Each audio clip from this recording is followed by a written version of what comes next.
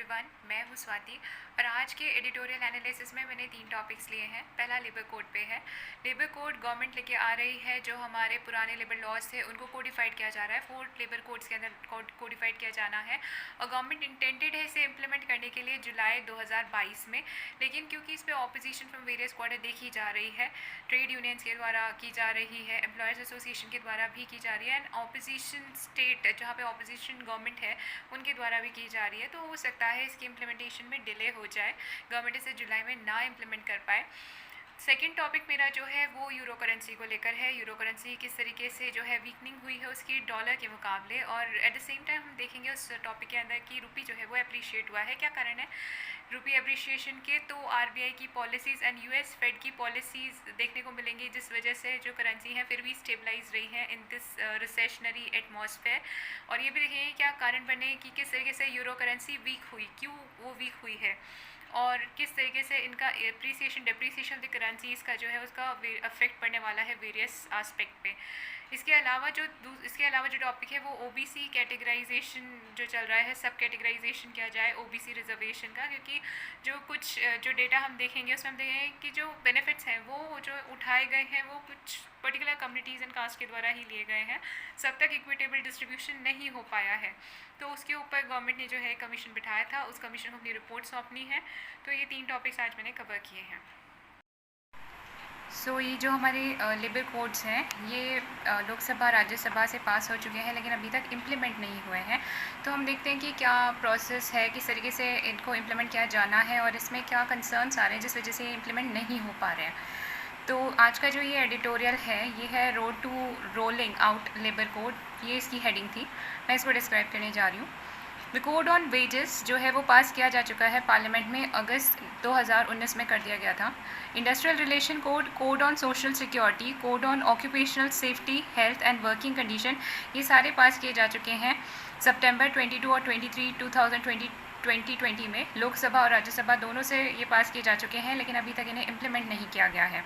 जो सेंटर है वो ये कहती है कि that these 4 codes are a major step in the process of labour reforms की दिशा में मेजर ये होने वाले मेजर क्लेम से सिद्ध करेंगे। सेंटर का ऐसा मानना है कि ये ओवरहॉल करेंगे जो अभी तक हमारे लेबर लॉज चलते आए हैं, तो उसी दिशा में ये जो है these are going to be a major reform in the labour sector. Central trade unions जो है दे हैव हेड 3, उन्होंने इसके खिलाफ 3 बार जनरल स्ट्राइक करी है, इनके खिलाफ जो ये रिफॉर्म्स हम जो गवर्नमेंट लेके आ रही है। The central trade unions have head 3 general strike against the code will result in taking away, क्योंकि उनका ऐसा मानना है कि जो थोड़ी बहुत भी जो सोशल इकोनॉमिक सिक्योरिटी बची थी वो इनके द्वारा वो भी नहीं बचेगी सेक्टर में। तो फार्मर्स ऑर्गेनाइजेशन भी सपोर्ट में आए हैं यूनियन के, इसके खिलाफ प्रोटेस्ट करा है उन्होंने भी, और एम्प्लॉयर एसोसिएशन का इसको लेकर एक मिक्स्ड फीलिंग रही है अभी तक। तो अभी ये क्या पोजीशन चल रही है जो हमारे लेबर कोड आने वाला है इसको लेकर, तो यहाँ पे ये कि जो सेंट्रल गवर्नमेंट है वो तो ये कह रही है कि ये जो इम्प्लीमेंटेशन में डिले हो रहा है, इनके इम्प्लीमेंटेशन में जो डिले हो रहा है वो किस वजह से हो रहा है, क्योंकि स्टेट्स ने अभी तक रूल्स फ्रेम करके नहीं दिए हैं। क्योंकि लेबर जो सब्जेक्ट है वो क्या है, कॉन्करेंट लिस्ट का हिस्सा है, तो इसमें जो स्टेक होल्डर हुए वो सेंटर और स्टेट दोनों का ही रोल है, दोनों ही इसमें जो है रूल्स फ्रेम करेंगे, दोनों की सहमति होनी चाहिए, क्योंकि ये कॉन्करेंट लिस्ट का सब्जेक्ट है। तो सेंटर जो है वो ये कह रही है कि स्टेट्स ने क्योंकि अभी तक फ्रेम करके दिया नहीं है, तो इस वजह से इसके जो प्रोसेस है इम्प्लीमेंटेशन का उसमें डिले हो रहा है। सेंट्रल गवर्नमेंट इसे 1 जुलाई 2022 तक इम्प्लीमेंट करना चाहती है, लेकिन डिले की वजह से सिचुएशन अभी तक इस पर कोई वो नहीं हो पाया है कि कैसे किस तरीके से इसे इम्प्लीमेंट किया जाए। As a labour is a concurrent subject, so both the state and the centre will have to prepare the rules for the code, के लिए दोनों ही गवर्नमेंट को रूल्स बनाने होंगे। सेंटर ने अपनी in fact centre is claiming that उन्होंने तो स्टेट्स को हेल्प भी ऑफर किया with regard to framing the rules. So the center has also offered help to states so that the codes can be implemented by July 1st, 2022. Recent report के अनुसार 24 state ने अब तक अपने draft rules जो हैं code को लेकर वो पब्लिश कर दिए हैं। नाउ व्हाट इज़ अभी क्या चल रहा है इस सब को लेकर, व्हाट इज़ द प्रोसेस, क्या है, किस तरीके से इस पर जो है वो जो कंसर्न्स है वो लिए जाते हैं, किस तरीके से वेरियस स्टेक होल्डर्स को लिया जाता है, कंसेंसस बिल्डिंग की जाती है एंड फाइनली फिर से इम्प्लीमेंट किया जाएगा।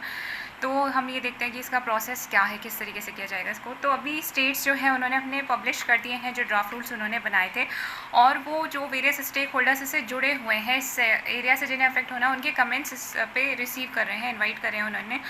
सेंटर ने भी अपने जो ड्राफ्ट रूल्स हैं वो जो 4 कोड्स को लेकर हैं पब्लिश कर दिए हैं, लेकिन ट्रेड यूनियंस इसका जो है वो अगेंस्ट है। वो ये कह रही है कि इंस्टेड ऑफ पीसीएमएल अप्रोच, आप टुकड़ों में चीज़ों को ना रखें, आप एक साथ सारे पब्लिश कर दें, अलग अलग ना करें, सो दैट एक ब्रॉड कॉन्सेप्ट हमें पता चल पाए कि क्या है इसके अंदर। तो जो ट्रेड यूनियंस हैं वो इसके अगेंस्ट हैं। वो ये सेंटर से कह रही हैं stop this PCML approach and release the complete rule, जो कोड्स के हैं एक साथ वो रिलीज़ किए जाए, जितने भी रूल्स हैं। Since the 4 labour codes are, ये जो हमारे जो 4 लेबर कोड्स आएंगे, 4 लेबर कोड्स आएंगे, ये एमलगमेशन है पुराने वालों का ही, जिसमें कि 29 सेंट्रल लॉज हैं और कुछ 100 स्टेट लॉज हैं। तो क्योंकि यहाँ पे उनको अमलगमेट करके ही ये 4 जो बनाए जाएंगे, ये जो हमारे लेबर कोड हैं, तो उनकी जो ड्राफ्टिंग, पब्लिशिंग, होल्डिंग, कंसल्टेशन जो उसमें की जा रही है वेरियस स्टेक होल्डर्स की, उसमें बहुत ज़्यादा समय लग रहा है। Since the 4 labor codes are an amalgamation of 29 labor laws and about 100 state laws that are similar to various central laws, drafting, publishing, holding, consultation with stakeholders is taking considerable time. The center intends to implement 4 codes together. वो जो हमारी central government है वो इन सबको एक साथ implement करना चाहती है और 2022 में ही इसे इम्प्लीमेंट करना चाहती है। The Labour Minister has offered discussion with trade unions and representative of employers to iron out the differences को आयरन आउट करने के लिए, ख़त्म करने के लिए जो हमारे लेबर मिनिस्टर उन्होंने डिस्कशन किया है, ट्रेड यूनियन से किया है, रिप्रेजेंटेटिव जो एम्प्लॉयर एसोसिएशन के उनसे किया जा रहा है, जिससे कि एक रास्ता निकाला जा सके, जो भी फ्रिक्शन सबको लेकर क्रिएट हुआ है उसे ख़त्म किया जा सके, यानी पॉसिबल वे आउट निकाला जा सके। इसके अलावा ये भी एक प्रॉब्लम जो क्रिएट यहाँ पे हो रही है, क्योंकि यहाँ पे हमारा एक जो कोड है that relates to the code on wages है, उसके लिए हमें नेशनल मिनिमम वेजेस जो है वो सेट करनी होगी। और with respect to minimum wages एक कमेटी बना रखी है, that is SP Mukherjee committee, which is working towards the issue of minimum wages को लेकर जो ये काम कर रही है। एंड उनको अभी अपना मतलब फिनिश करनी है रिपोर्ट, उन्होंने फिनिश नहीं की, उन्होंने बनाई नहीं है, that task is still pending. तो पहले तो वहाँ से हमें पहले तो एसपी मुखर्जी अपनी रिपोर्ट सबमिट करें, फिर वहाँ से जो इशू चल रहा है मिनिमम वेजेस का वो सेट किया जाएगा, सो दैट एक जो है हम आगे जो कोड ऑन वेजेस है उस पर काम कर सकें। पहला तो एक ये प्रॉब्लमेटिक एरिया है। देन सेंटर ने ये भी कहा है recently said that ambit of employ state insurance corporation expand किया जाएगा सभी डिस्ट्रिक्ट में within 2 years के अंदर and social security for unorganized workers is a promise in the code on social security and expansion of ESIC network is an unavoidable step for this purpose।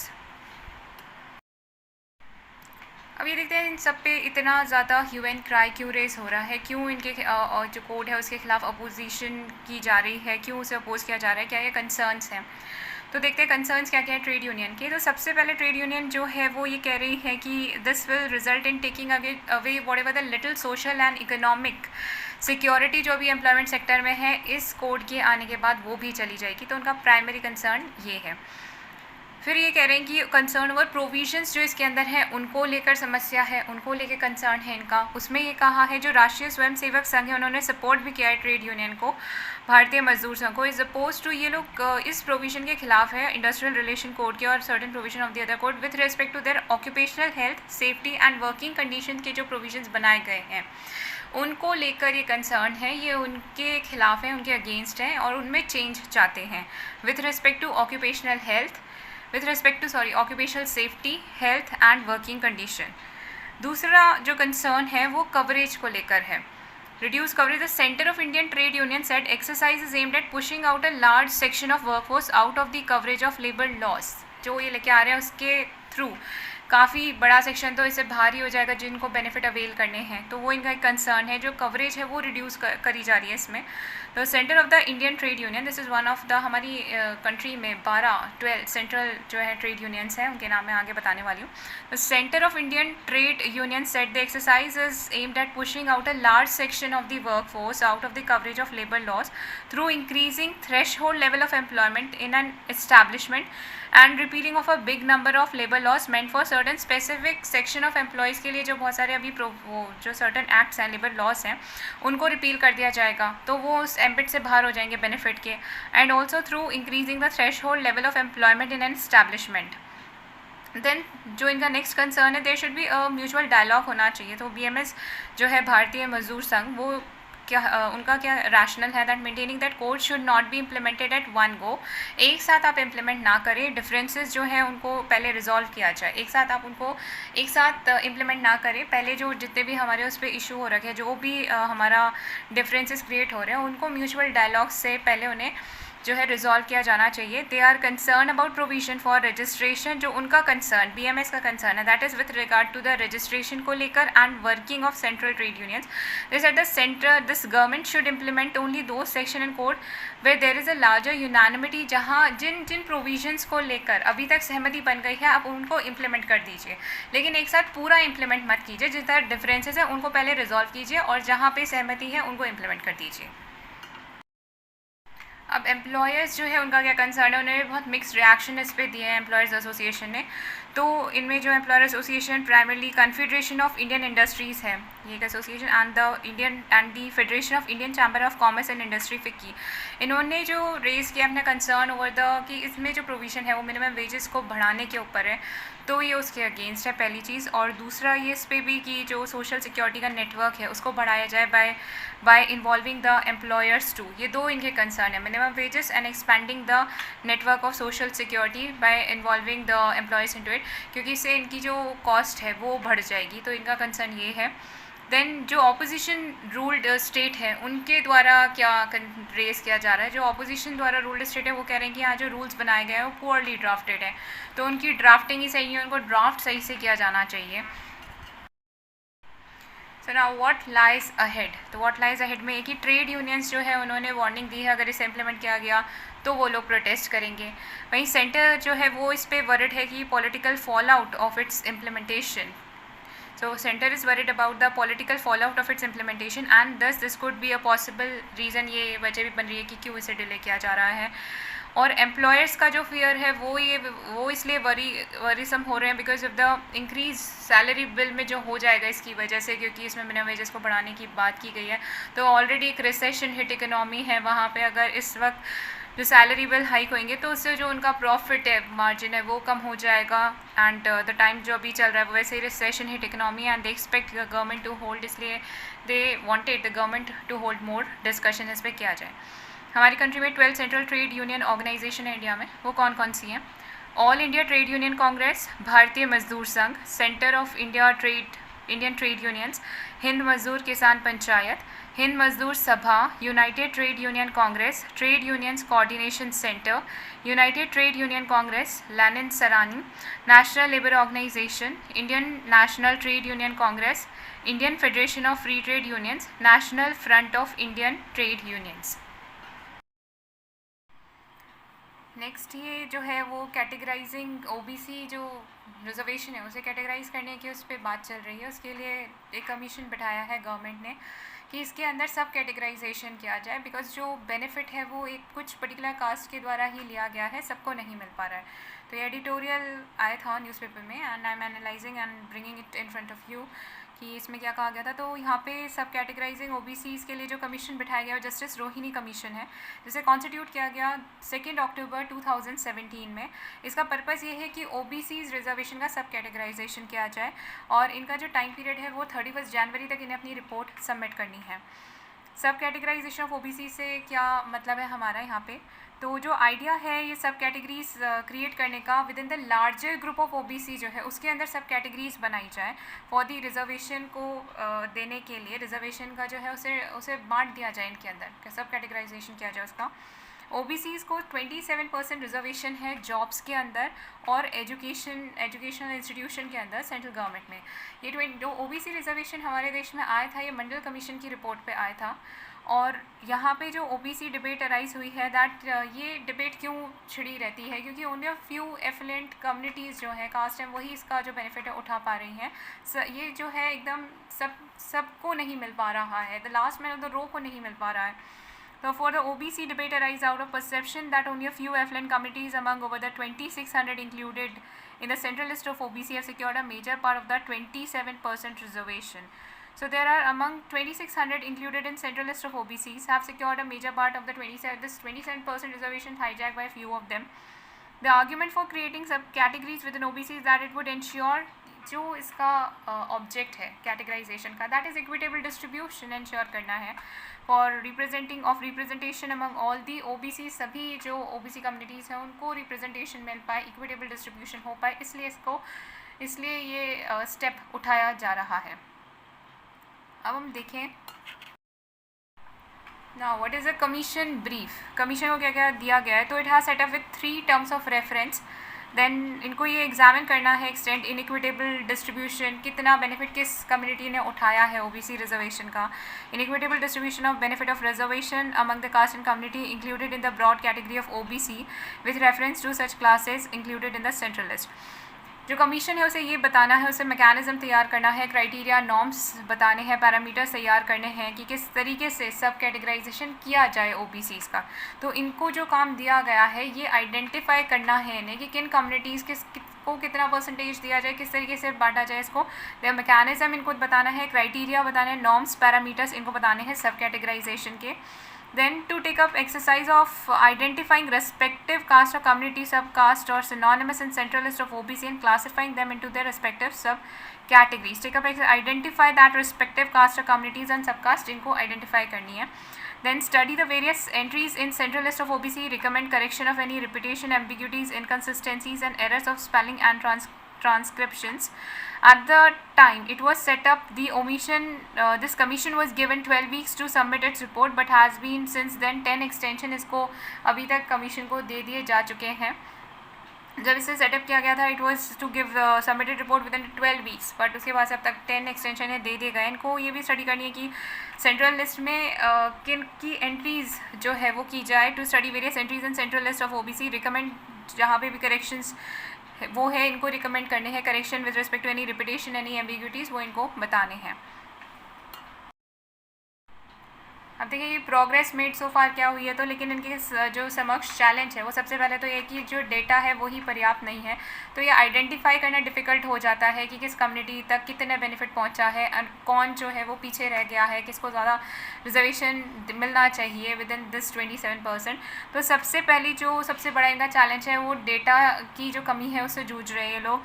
Faced one of them is the absence of the data for population of various communities. जब इनके पास data होगा various communities का तभी ये compare कर पाएंगे उनको, तो वो डेटाज इनके पास इनकम्प्लीट है, पर्याप्त नहीं है।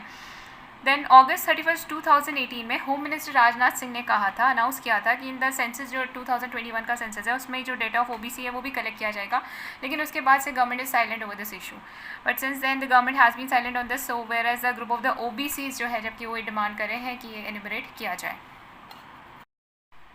फिर भी जो अभी तक फाइंडिंग्स है वो क्या क्या देखी गई है, क्या रिप्रेजेंट होके आ रहा है, तो 2018 में जो कमीशन ने एनालाइज़ किया 1.3 लाख सेंट्रल जॉब्स को इन्होंने एनालाइज़ किया जो कि दी गई ओबीसी कोटा के अंदर। ओवर द प्रीसीडिंग पिछले 5 सालों में जो 1.3 सेंट्रल जॉब्स है जो ओबीसी कोटा में दी गई उसे एनालाइज़ किया गया है। एंड ओबीसी एडमिशन्स जो मिले हैं सेंट्रल हायर एजुकेशन इंस्टीट्यूशन में, बात करें आईआईटी, एनआईटी, आईएम, एम्स वगैरह की, ओवर द प्रीसीडिंग 3 ईयर्स में वो इन्होंने एनालाइज़ किया है एजुकेशनल इंस्टीट्यूशन में कितनी रिप्रेजेंटेशन है ओबीसी का, एंड सेंट्रल जॉब्स जो है उसमें कितना है। तो ये जो रिजल्ट जो इन्होंने परसेंटेज देखा कि कितना आ रहा है, तो findings for 97% of all jobs and education seats have gone to just 25% subcaste को ही मिली है। 97% jobs and educational seat just for the 25% subcaste ही हाईजैक कर रही है benefit and subcaste classified OBC, and 24.95% of these job and seats have gone to just 10 OBCs communities को ही मिली हैं। 983 OBC community, that is 37% of total, have zero representation in jobs and educational institutions. So एक large chunk जो है वो इसका benefit avail नहीं कर पा रहे हैं। यहाँ पे हम बात करें 37% of total have zero representation in the jobs and educational institution. 994 OBC subcaste have a total representation of only 2.68% in recruitment and admission. तो on the basis of what ever research इन्होंने की, जो डेटाज इनके पास available थे, तो उसमें से पता भी चल रहा है कि हर किसी को इक्विटेबल डिस्ट्रीब्यूशन यहाँ नहीं मिल पा रहा है। अब कुछ और नंबर एंड फिगर्स हम देख लेते हैं to make the picture more clear. तो यहाँ पे what is the extent for OBC recruitment in central jobs अगर हम देखें तो the total number of group A to group C employees was 5.12 lakh of these 17.770% are SC, 6.72% are ST, 20.26% of the OBC and 0.02% EWS. In Group A, the highest tier among these, the representation of SCs is just 12.86%, of STs is 5.64%, and of OBCs is 16.88%. Reservation for these communities is 15%, 7.5% and 27% respectively. The data over 43 departments and government offices including Cabinet Secretariat and Election Commission UPSC, but excluding the largest central government employers such as Railway and Department of the Post. यहाँ जो ये data ले रहे हैं इसमें से इन्होंने railway जो कि बहुत बड़ा सेक्टर है उसको वैसे इन्होंने एक्सक्लूड किया है अभी. यहाँ पे जो डेटा लिया गया 43 डिपार्टमेंट्स एंड गवर्नमेंट ऑफिस का लिया है, दैट इज़ कैबिनेट सेक्रेटरीट उसमें शामिल है, यूपीएससी एंड इलेक्शन कमीशन शामिल है. Among the secretaries and the special secretaries के लेवल पे अगर हम बात करें तो ओनली 6 बिलोंग करते हैं SC/ST कम्युनिटी को, and no data is regarding OBC यहाँ अभी कोई मेंटेन नहीं है इस तरीके से. तो जो सेक्रेटरी और स्पेशल सेक्रेटरी की हम बात करें तो 6 हैं जो कि SC/ST कम्युनिटीज़ के हैं, और OBCs का कोई डाटा यहाँ मेंटेन नहीं है. And out of 91 additional secretaries की हम बात करें तो the number of officers belong to SC/ST OBC communities is 10 and 4 respectively. So 10 जो है वो SC/ST के हैं एडिशनल सेक्रेटरी लेवल पे, एंड OBCs की बात करें तो 4 हैं. And out of 245 joint secretaries जो हैं उसमें से जो नंबर ऑफ ऑफिसर बिलोंग करते हैं SC/ST एंड OBCs कम्युनिटीज़ के वो 26 and 29% respectively in the various ministries, and 245 joint secretaries जो है, the number of officers belonging to SC/ST and OBC communities are 26, that is SC and ST, and 29 जो है वो OBC है in various ministries and departments under the central staffing scheme. Next editorial, ये heading थी that why the euro has fallen to $1 and what it means for the rupee. Euro की जो value है वो जो है काफ़ी डाउन चला गया है यूरो डॉलर के मुकाबले, एंड इसका क्या इम्पैक्ट है उन यूरो के ऊपर, देन रुपी के ऊपर, वो सब इस एडिटोरियल में डिस्कस किया गया था. So in the terms of exchange rate 1 euro become equal to 1 US dollar हो गया, एंड दिस जो फॉल हुआ है यूरो में, ये this is only the second time since 2002 that euro जो है इतना ज़्यादा लो चला गया है डॉलर के मुकाबले.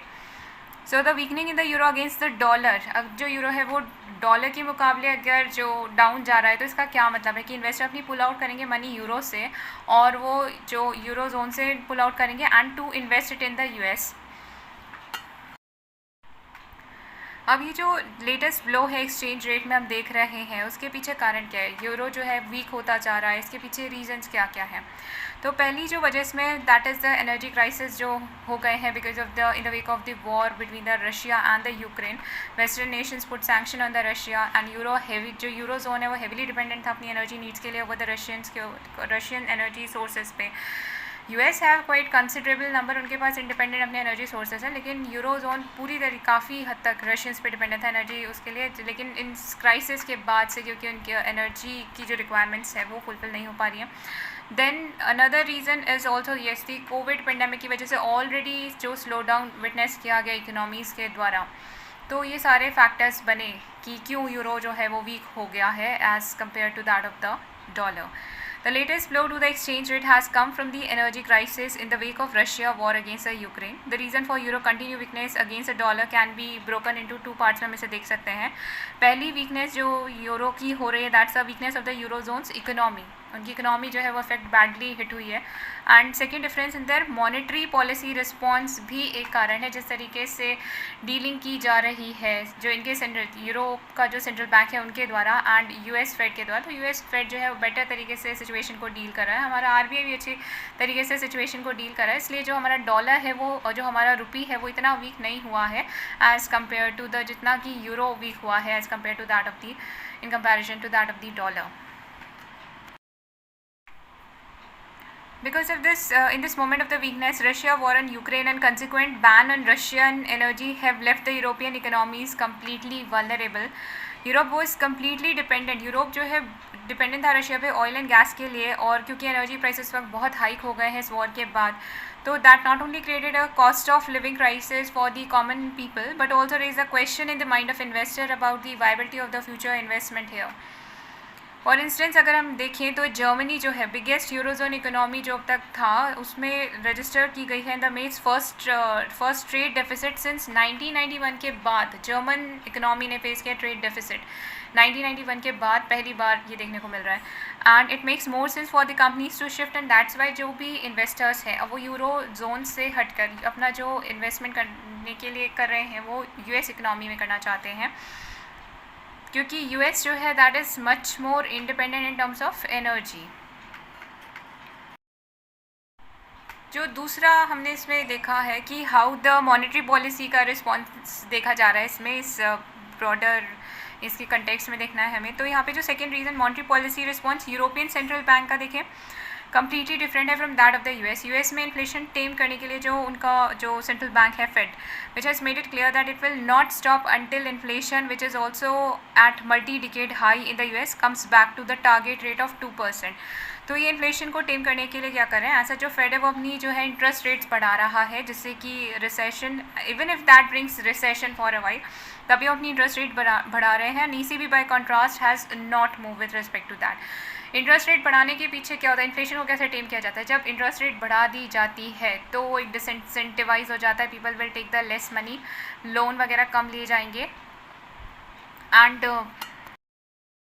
तो जैसे हमारी कंट्री में हम इन्फ्लेशन को टेम करने के लिए रेपो रेट्स को हाइक कर रहे हैं तो उसी तरीके से वहाँ पे जो यूएस फेड है वो एग्रेसिवली इन्फ्लेशन को कंट्रोल करने के लिए जो है उन्होंने इंटरेस्ट रेट बढ़ा दी है जो कि जबकि हम अगर ईसीबी के कंटेक्स्ट में देखें यूरोपियन सेंट्रल बैंक तो इस तरीके का मूव उन्होंने नहीं उठाया है and do aggressive raising interest rate even if that brings a recession but still they are doing it and तो ये जो सिनेरियो देखने को मिलता है कि वहाँ जो यूएसए में है रेस की जा रही interest rate in order to control inflation तो ECB has not raised the interest. This has created a big reason. That is why because of the higher interest rate की वजह से जो USA में की जा रही है जो investors हैं वो flow out कर रहे हैं अपना money towards USA. This has created another big reason for the money to flow out of the US because it offers a better rate of returns for investment उनको वहाँ पे मिल रहे हैं। तो यहाँ पे क्या कारण है कि डॉलर अप्रिशिएट हो रहा है even when the US is facing recession कह रहे हैं वो लोग इंटरेस्ट रेट बढ़ा रहे हैं उनकी जो सेंट्रल बैंक है और चाहे उससे रिसेशनरी फॉर अ वाइल ये हो जाए तब भी वो इंटरेस्ट रेट बढ़ा रहे हैं तो रिसेशन के बावजूद डॉलर कैसे अप्रिशिएट हो रहा है। तो यहाँ पे हम देखेंगे कि डॉलर जो है वो ग्लोबल इन्वेस्टर्स वहाँ पे इन्वेस्ट कर रहे हैं क्योंकि वो बाकी इकोनॉमीज़ के मुकाबले अभी भी सेफ़ है चाहे रिसेशन वहाँ पे भी है लेकिन फिर भी as compared to other economies better उनकी इकोनॉमी है एंड चाहे हम देखें जापानीज़ येन को देखें यूरो को देखें इंडियन रुपी को देखें तो भी जो डॉलर है अभी और करेंसीज़ के मुकाबले स्ट्रॉन्ग चल रहा है। और यहाँ पे तो इंडियन रुपी की भी हम बात करें तो despite continue weakness has shown more resilience देखने को मिल रही है रुपी में भी against that dollar than most of the other currency से कंपैरिजन में अगर हम देखें तो A case in point is fact that the rupee has sharply appreciated against the euro since the start of 2002 and it was close to 90 at the start and is now close to 80 a euro. तो rupee is doing better with respect to other currencies, appreciate हो रहा है।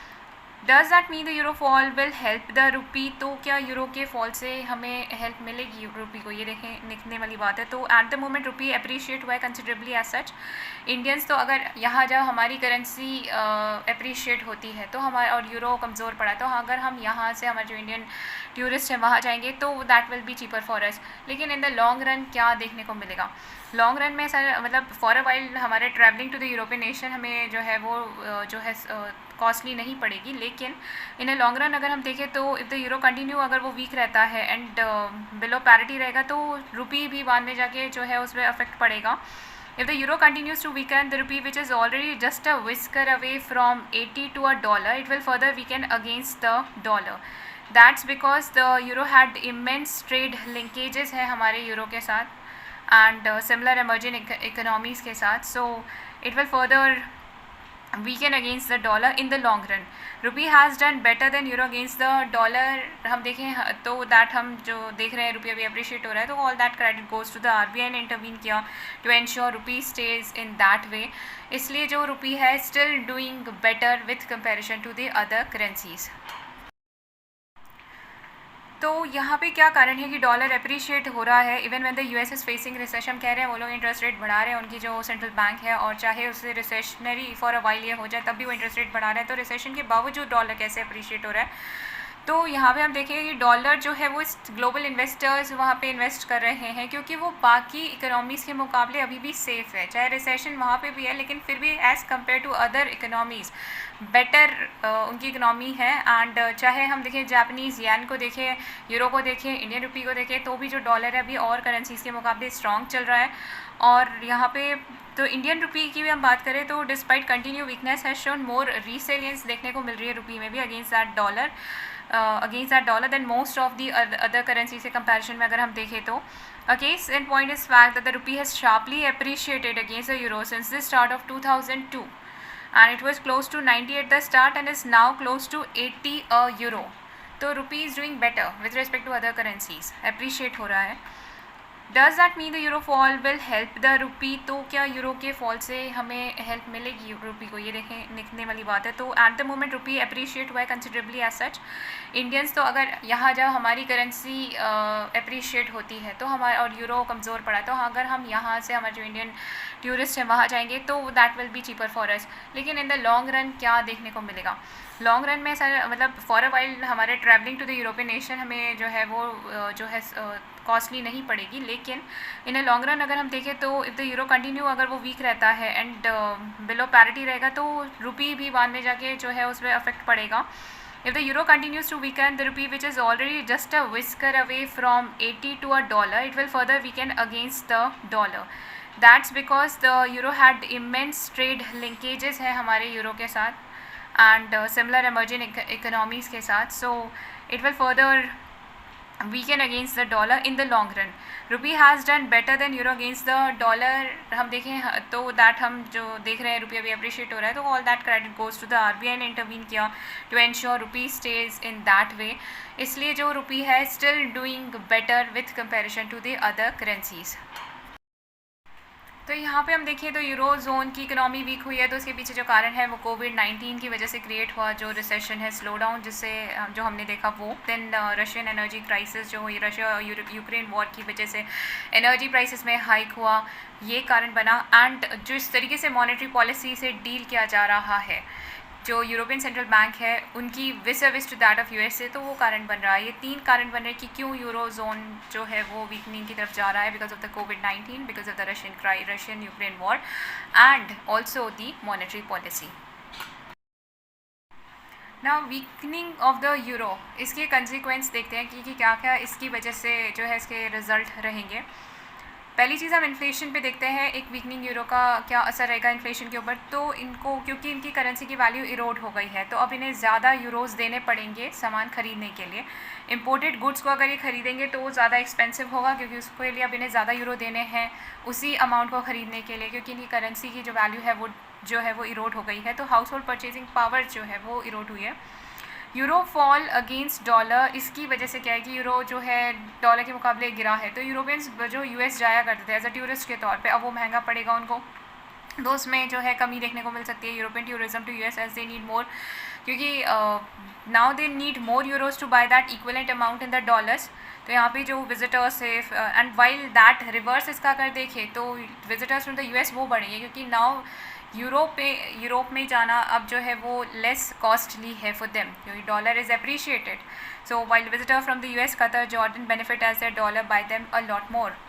Business पे देखें असर इसका क्या रहेगा, तो कंपनीज जो एक्सपोर्ट कर रही थी outside the euro area benefit from the euro falls because prices become more competitive when converted into dollars.